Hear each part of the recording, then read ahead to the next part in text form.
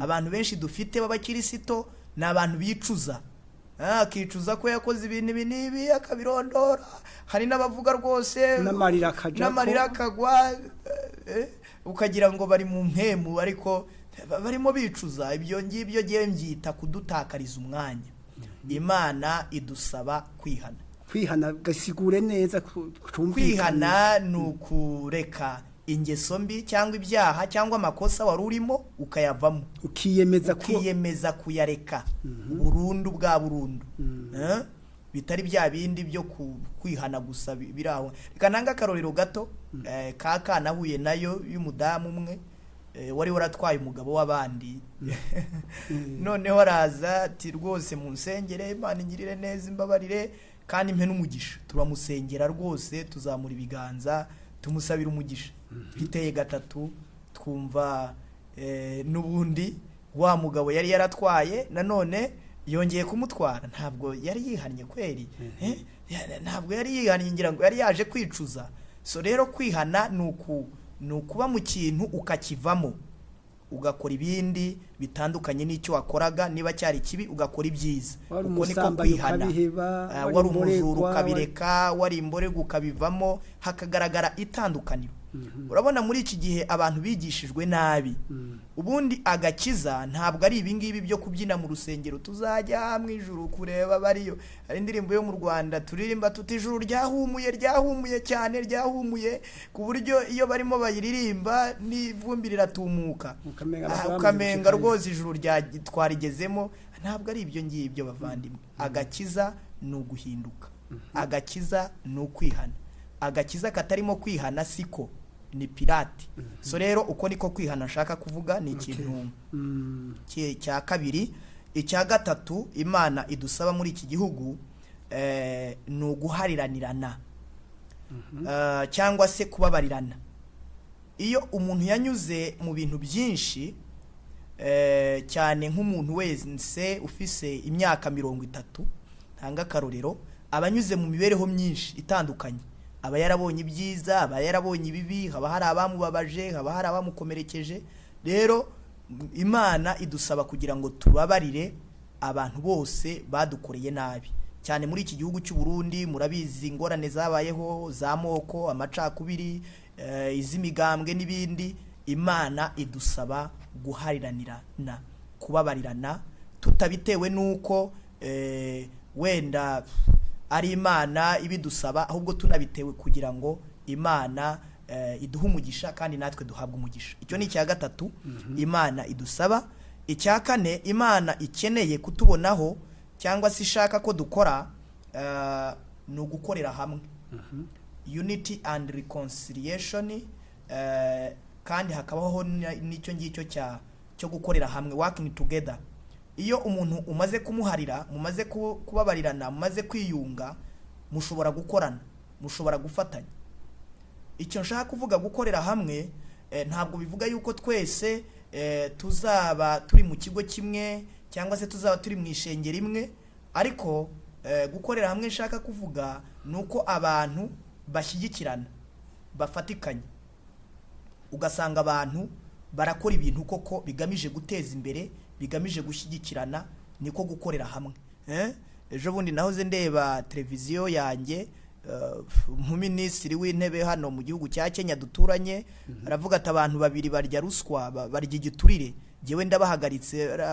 Minisitiri ati ndabahagaritse. Nyuma y'isaha n'iminota perezida nawe ahagarara kuri televiziyo aravuga ati abo bantu nongeye mbashubije mu mabanga yabo.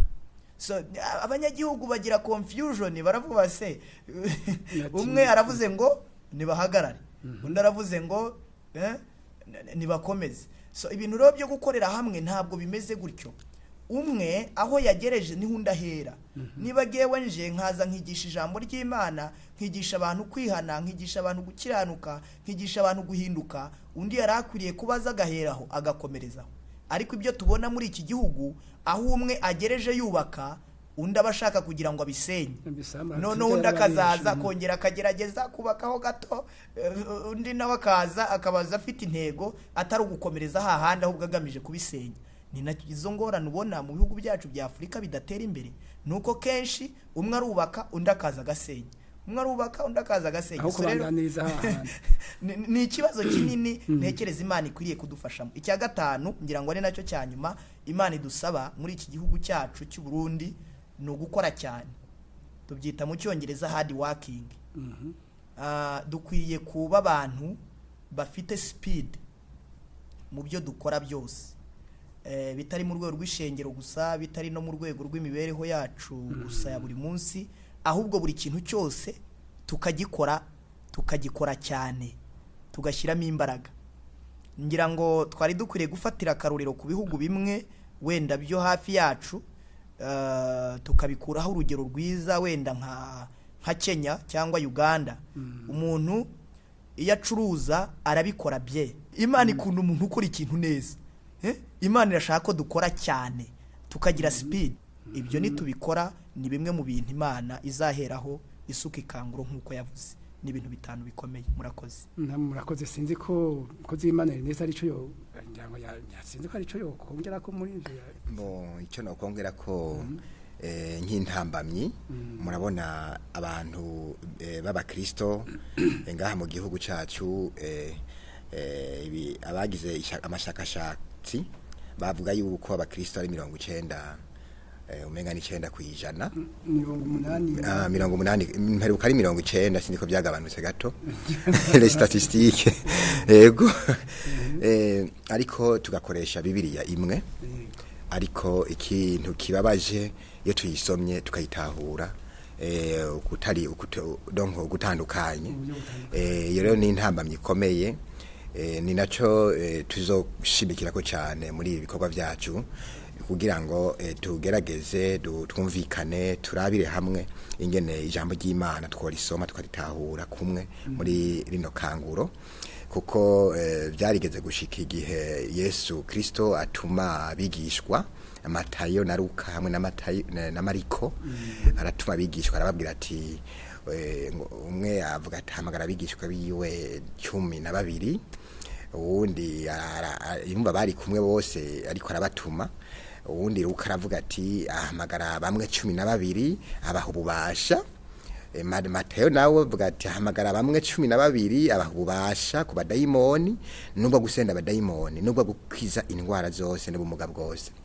Umusanga ayo majambo bayaronkeye rimwe ico gihe, hanyuma bagiye kuyumva bayumva umwe yaranditse aragera hageza, uwundi aragera hageza, uwundi arumva ibindi bintu bitangaje. Ariko ico nticabaye ntiyabaye intambamyi yo kwandika igitabo. Urabona ntiyabaye intambamyi yo kwandika igitabo, baracanditse ko ari buzuye, bavuga ururimi rumwe, bari bahuje. Ubwo na n'ubu rero muri no kanguro tugiye gukora ibishoboka byose kugira ngo tugaruke muri ya Bibiliya yacu tuyirabe kumwe, tugomba kuyumva kumwe kugira ngo ikanguro ribeho neza, intambamyi zavuyeho, kuko tureke guhagarara ku mupaka nkuko apotre amaze kubivuga. Abantu b'abakristo benshi bahagarara ku mupaka cyangwa kuri frontiere, akaba umurundi cyangwa akaba umunyarwanda, akaba mu Burundi akongera akaba n'umunyarwanda, akagira passport zibiri, akagira ndangamuntu zibiri, akavuga indimi zibiri. No kuvuga uwo muntu aragora gutandukanya no mu ishengero. Rero ivyo bibaho. Rero ivyo ni intambamyi ikomeye cyane yikangura. Ndagira ngo nsoze mvuga nti iki gihugu Imana yaduhaye nitutakitwararika n'uyu mugambi w'Imana, Imana izabitubaza. Murakoze. Sinzi akajambo kanyuma nawe ntuze yovuga umukozi w'Imana Neste. Murakoze kumpi kunyongera ijambo. Akajambo novuga kanyuma nuko nkuko apotre ahishe kubivuga, nuko twinjira muri aya masezerano twese turi kumwe tugakorera hamwe, ariko kandi agomba gusobanura gatoyi iyo cyane abarongozi b'amashengero bumvise ngo kuja hamwe barashaka kuvyitiranwa, si kuja hamwe ahubwo no gukorera hamwe. Kujya abantu bashaka gukorera hamwe naho bo bari mu mirimo itandukanye, ariko hakabaho ukuhanahana amakuru cyangwa communication ikabaho, kugira ngo umwe nabona icyo Imana yamubwiye akakibwira uwundi mu buryo bw'urukundo. so kuvuga rero ko amashengero agomba kubanza kuja hamwe kugira ngo ikanguro ribone kubaho, ahubwo n'abakozi b'Imana kuko bakorera Imana imwe bashaka kujana mu kibanza kimwe, nibo bagomba kuja hamwe bagakorera hamwe umurimo w'Imana kugira ngo uheze ugire ingufu. Inshuti bagenzi bakunzi b'ikiganiro itanguriro ry'ubwenge mwari kumwe dukurikirana, turabashimiye cyane, turakengurukenda cyane cyane bimwe bivuye ku mutima abakozi b'Imana Apotre Alexandre Nyandwi n'umukozi w'Imana Evangeliste umuvuga butumwa Ernest Bizimana. Turabakengurukiye ku butumwa bwiza bwo kutwizeza yuko tugiye kuja mu masezerano, kudukangurira kwihana no kugiranira urukundo kugira ngo Imana ishobore gushitsa amasezerano yayo ku gihugu cy'u Burundi. Tukaba rero tubakengurukiye twifuza yuko no hanyuma twabatumira bazokwita buno butumire. Namwe mwari kumwe dukurikirana, turabakengurukiye. Imana irishize kubagirira neza, murakoze naho gutaha.